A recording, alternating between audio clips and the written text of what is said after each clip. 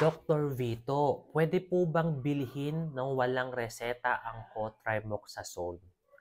Kadalasan po kasi ito ang tanong sa atin ng ating mga kababayan, partikular kung ikaw po ay nakatira po sa probinsya.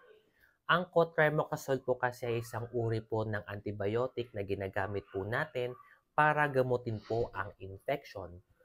At kadalasang paniniwala po ng ating mga kababayan, lalong-lalo na kung ito'y taga-probinsya, na ang Cotrimoxazole ay isang uri ng antibiotic na nakakagamot po ng UTI or urinary tract infection. Kaya kadalasan po ito tinatanong kung makakabili po ba kami sa butika na walang reseta.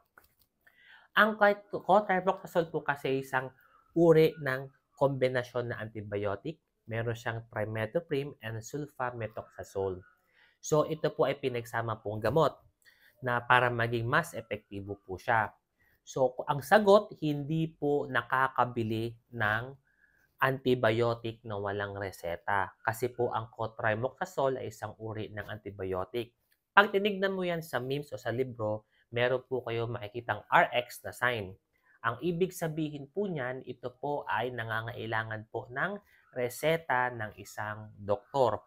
Kaya kadalasan po, hindi po dapat ito pinagbebenta o binebenta po sa mga tindahan or sa mga establishment na hindi naman po talaga butika. Kasi po sila lang po ang talagang may karapatan mag-stock po niyan at magbenta po nito.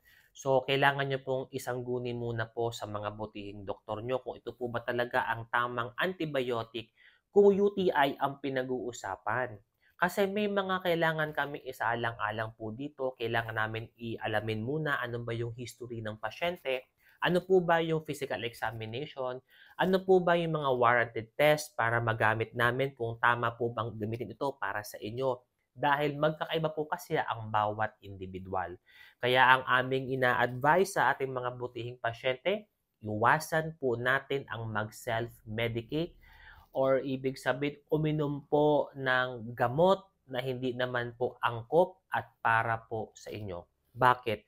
Maaari po kasi nakainom na kayo ng iba pang mga antibiotic at hindi po ito magandang pagsunodin o kaya meron kayong mga existing medical conditions, may mga sakit kayo na hindi po dapat ito gamitin o baka meron kayong history ng allergy at kapag ito po inyong ininom, maaari po kayo magkaroon po ng problema.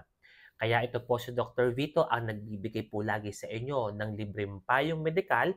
Malaya naman po kayo mag-comment below nang sa ganun masagot po natin kung ano pa po ang mga karagdagang katanungan at aming mabigay pong impormasyon pagdating po sa kalusugan. Mapagpalang araw sa ating lahat.